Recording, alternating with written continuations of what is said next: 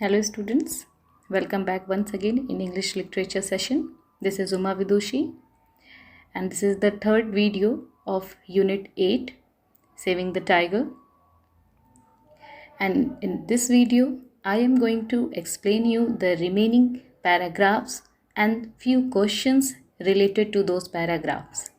So stay with me till the end of the video. Let's start today's class.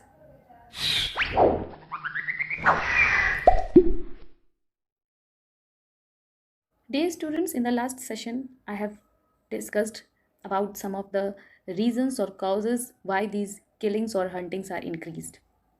The first reason was definitely the human population, increase in the human population and their agricultural needs, which needs lots and large amount of area for agriculture purpose and for fulfilling their needs. The second reason was the local people who kill those prey animals for meat purpose, which is also a main cause for decline in the number of tigers in our country.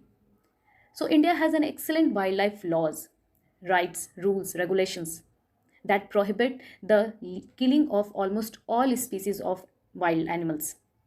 The problem is that in many cases these laws are not enforced deliberately, means properly, in a serious way, because many states do not consider wildlife protection to be very important. However, the given highly profitable nature of this illegal trade in wildlife product, there are many products which we can get from these wild animals, like for example their skins, their bones, their body parts, sandalwoods, and many more things which we get from these wild animals. And because of these products only, in these animals are killed with all cruelty. So it can be stopped if some measured steps, some strict actions would be take place against of these poachers, against of these hunters. So it is also extremely important for the forest department of each state to establish a friendly rapport with local people who are living on the edges of these reserves, or those who are involved themselves in these conservation activities. Some friendly informers will also be very helpful to make the job easy for them to catch those poachers in an easier way. As wildlife conservation is a complex and a very difficult task that can only succeed if government officials as well as some common citizens will join their hands together. They will work together in the same way, in the same path. So this kind of cooperation is very vital, very important, as wildlife, India's wildlife treasure belongs to all of us. And that's really very true. That's our treasure, that's our wealth, which we need to protect at any cost. As you know, the tiger is a highly adaptable species, means it can adapt in any of the circumstances which they are provided. That thrives in a wide varieties of natural habitats and climatic condition. All we need is to ensure undisturbed habitat. And how it can be undisturbed? With providing them plenty of prey, and nature will do the rest thing for us. The wonderful thing is that protection measures must be in place to save tigers, also benefit all wildlife that share the tiger's habitat. Yes, that's really very true. If these tigers will be saved, the other habitats or the other species who are connected somewhere from this tiger habitat will also be saved.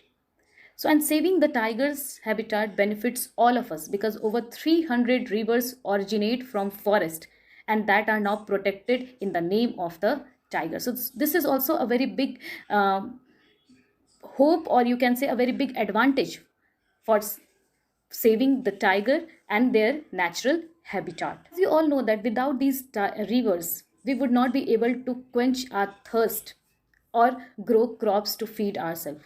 Yes, we are killing these tigers, or we are just deforestating the lands for agricultural purposes. But if there will be no water, if there will be no rivers, how will you grow crops? How will you feed yourself? So somewhere they are very much important. That's why I said it's very important to protect tigers. It prevent climatic changes, it brings rain, because if there will be a tiger, it means there is a natural habitat, there are rivers which will help in bringing the rain on time. And first of all, that's a symbol of our nation, that's a magnificent, a beautiful symbol of our nation. And all over the world, India is known as the land of the tiger. So that is why it is very important to protect this endangered species. So their protection also helps to for genetic diversity, it supports livelihood and many more things. And as we know that our planet will be a poorer place if these precious gift of nature disappear forever, because there will be no rain, no forest, no natural habitat. So definitely we are going to be wealthless if we will not protect this tiger. So saving the tiger is entirely in our hands, and we can do it. We can save the tiger. So that is the main motive, that is the main objective of this story. So through this story, we have learned that how much these tigers are important for us. Not only for us, even for all of us, for the nation, for the country, for everybody. We need to protect this endangered species at any cost. So now students, that's all for my side. Now it's time to have some question answers. So let's have a look on the question answers. So the sixth question of your Gulmohar English Literature book is, India has excellent wildlife laws, but they are not enforced well. Yes, just we have discussed because of some of the states. Is it profitable not to implement them well? What make it so? So students, from my point of view, for short run it looks profitable, but for long term it's not. So no, it is not, it is completely unprofitable, it is not at all profitable not to implement them well, because these laws are not enforced strictly.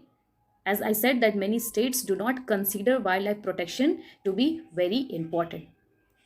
So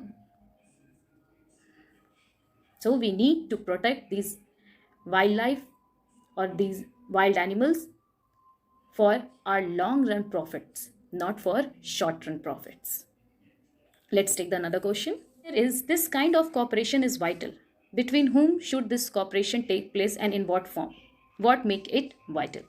So this cooperation should take place between the government officials and the common citizens in a friendly way, because sometimes it happens that government is not able to reach the place where they need to reach at that particular time. This is only the this is only by the efforts of common citizen can be achieved. So there must be some collaboration between government officials as well as common citizens in a friendly way. And it is vital because it makes the job of catching poachers much easier. Okay. Now, last question of this session. Nature will do the rest. What will nature do? What must we do to enable that to happen? So nature will keep a balance between different species of the forest. We must ensure an undisturbed habitat with plenty of prey for tigers. So that is what we only need to do. Rest, everything will be done by the nature. So I hope students, you have enjoyed this inspirational story that have inspired you to protect and take some fruitful measures to protect these species and to protect the precious gift given by the nature to us. So now it's your assignment to write down all the question answers in your copy and learn the keywords of this chapter very well. See you in the next video. Till then, take care. Bye-bye.